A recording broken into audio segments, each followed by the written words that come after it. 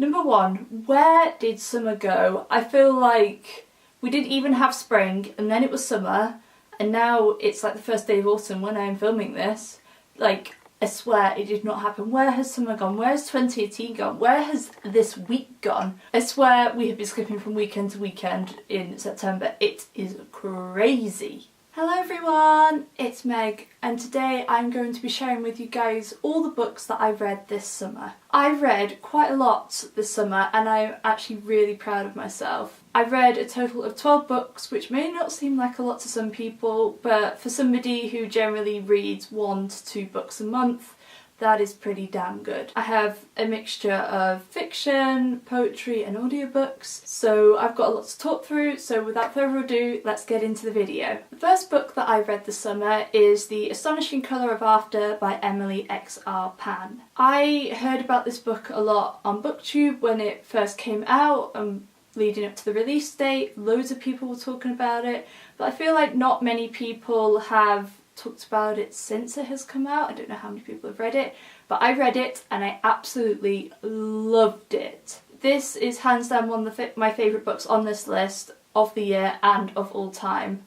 It's a magical realism, which is something that I haven't read much of. I've only read one magical realism book before, and it's also a mental health book, and I love reading contemporary mental health books. This book is basically about a girl called Lear, and her mother has recently committed suicide and she's convinced that her mother has turned into a bird. So she travels to Taiwan to meet her grandparents that she has never met before to try and find her mother. I absolutely love this book. Like I said before, I love everything about it. The writing style is beautiful. I love the characters. I love the way that the author has handled the mental health and suicide aspect of it, so obviously trigger warning for suicide in this book. But even though it is quite a sad book, it is quite hopeful at the same time. I've heard other people say that when they have talked about this book, but it's true. It gives a lot of hope and I absolutely love that. And something else that I also love is the travel aspect of this. You get to learn more about Taiwan culture, which is something I don't know a lot about, and it paints a picture in your mind like you are there with Lee in Taiwan. And I absolutely love this book so much. It is probably my number 1 book that I read this summer, and I love it so much, and if you have not read it, you need to read it. The next book that I read this summer is Lear on the Offbeat by Becky Albertalli. I absolutely love Becky Albertalli. I have read all of her other books that are out. I read The Upside of Unrequited last year. I absolutely loved it.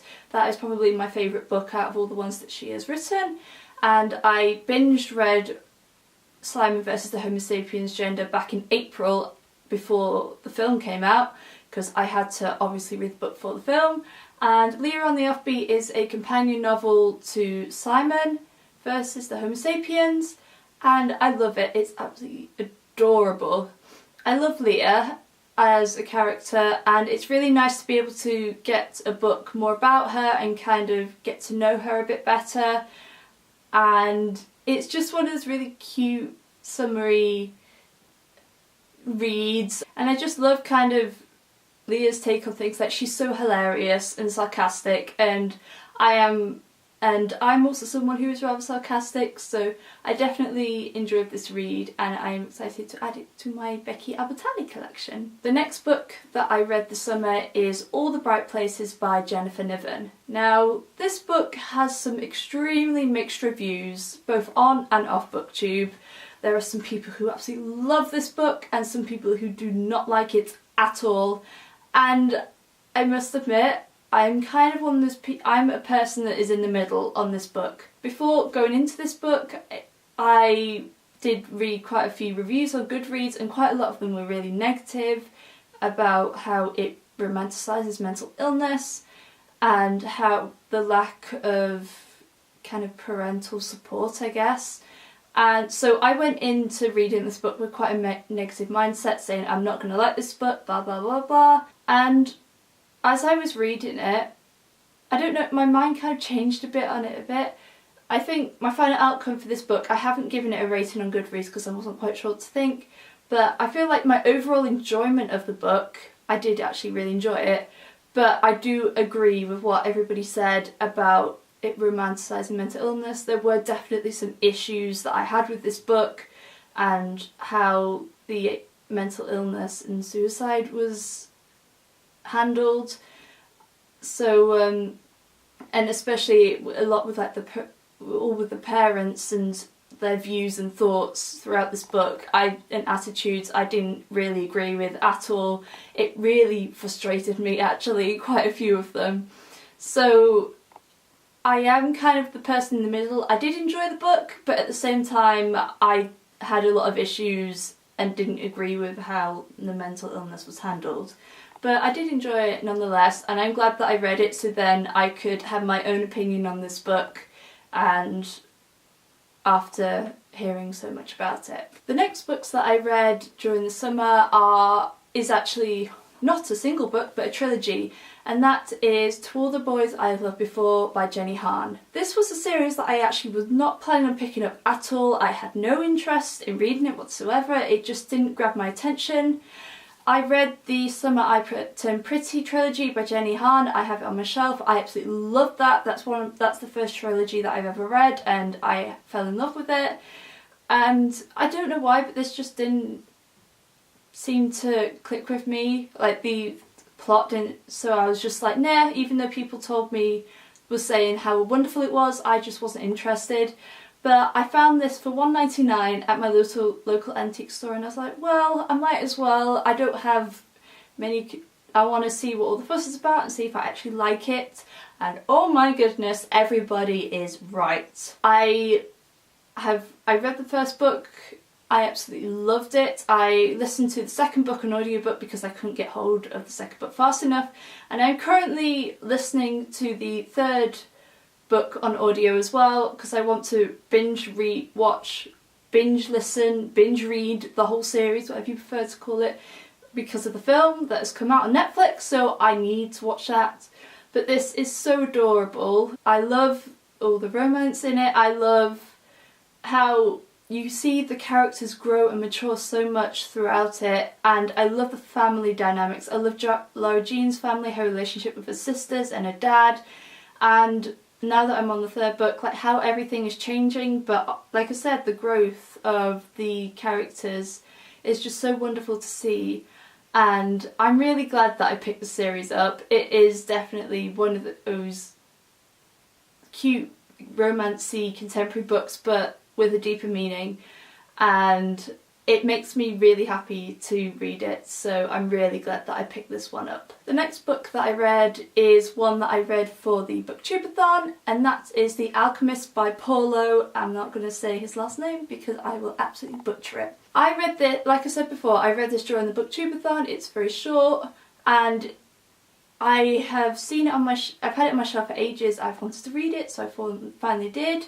And I did actually really enjoy it. The writing is beautiful and I love the story, but I feel like I didn't enjoy it as much because I was reading it for Booktubeathon and I was more concerned with finishing it than actually enjoying the book. So I feel like I could have taken my time and enjoyed it a lot more if I hadn't been rushing through, but nonetheless I did really enjoy it, and maybe in the future I will go back and read it a bit more slowly so then I can appreciate it a little bit more. The next book that I read is one that I got whilst I was in America, and that is Luna by Julie Ann Peters. I had never heard of this book before I got it. I bought it when I was at the Strand in New York back in August, and the synopsis on the back absolutely grips me, and so did the cover because the cover is beautiful. And it was also nominated for a National Book Award, so I thought that it was going to be a pretty good book if it was nominated. But I must admit, I was kind of let down by this book for the fact that I did not enjoy it as much as I thought I was going to. This book is basically about a girl called Regan, and her brother is transgender, and it kind of goes through their story, but it's told through Regan's perspective, and I thought it would probably be told from Luna's perspective instead, but it's not. And I did definitely have some issues with this book. I feel like I found Regan quite an annoying character. I She felt like she was a bit of a brat. She was a bit selfish, especially when it came to talking about certain things with her brother, and I didn't like the parents that much, and there were just some things that I just did not agree with, or I just didn't like.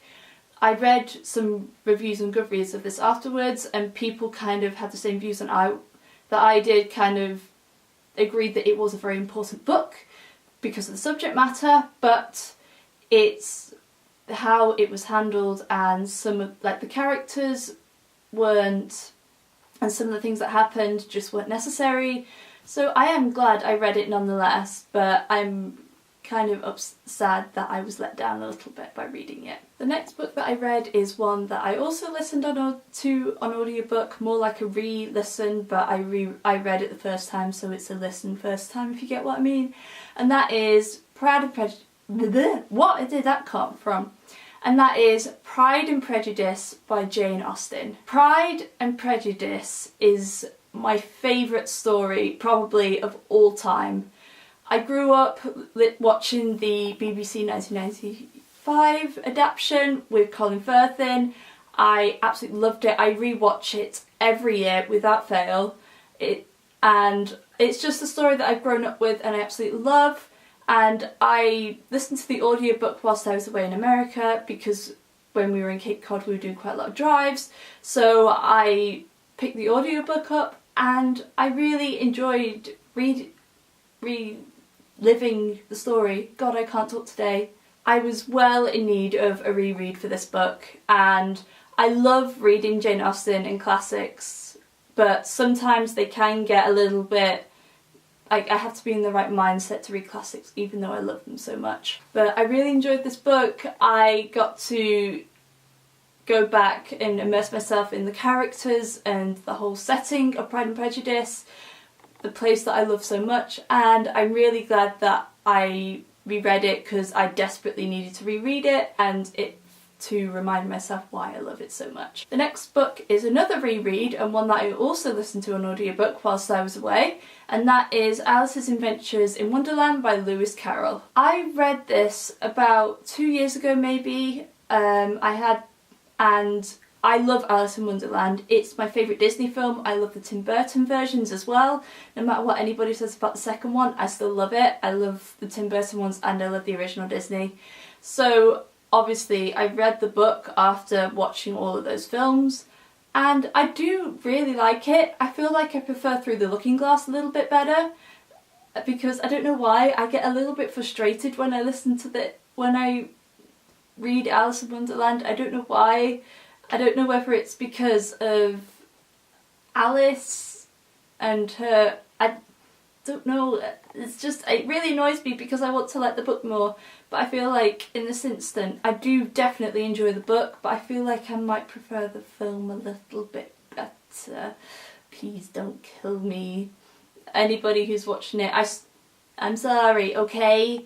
I'm sorry, I never thought I'd say that about a classic, but I feel like I do kind of prefer the film better, so don't kill me, okay? Don't kill me. Nonetheless, I am glad that I reread it. It was definitely time for me to reread this. The next book that I read is another audiobook, and that is Made You Up by Francesca Zappia. This is a book that I didn't really want to read. I tend to listen to audiobooks of books that I'm not super interested in, because then it feels like it's taking up less of my time because I can do other things whilst I listen to the audiobook. And this was a book that I wasn't quite as interested to read, but I was like, oh, it was there, so I thought I might as well listen to it. And I did enjoy it. I didn't absolutely love it, but I did enjoy it nonetheless. It's a mental health book, so that is partly the reason why I wanted to read it, but I don't know, I didn't quite love it. There was a lot more of a mystery aspect in it than I thought there was going to be, which is nothing wrong with that, but at the same time, mystery is not my thing. But nonetheless, I did enjoy it, and I am glad that I listened to it. The next book that I read this summer is Final Draft by Riley Redgate. I was super duper excited when I found out about this book, because it's basically about a girl who is in school and she is an aspiring writer, and then one day her substitute teacher she finds out that her substitute teacher in creative writing is a Pulitzer, I think I'm saying that right, Pulitzer Prize winner, which is a book award, and Layla tries to get out of her comfort zone to improve her writing, and just the whole idea of it was just so, yes, it was so gripping for me because I am an aspiring writer, so I just loved the idea of this book, so I couldn't wait to read it. But I must admit, I was kind of let down by it. I didn't click with the writing at all. I had to keep going back and rereading things because I didn't understand the descriptions, and then it would just go off on all this dialogue about thoughts in the characters' heads, and that I just thought were not necessary. And there were bits that Layla had written that from her assignments, but they didn't make sense in the book. So I was really upset that I didn't like this book as much as I did. I definitely liked it more going into the book, but something else I did love in here is the representation.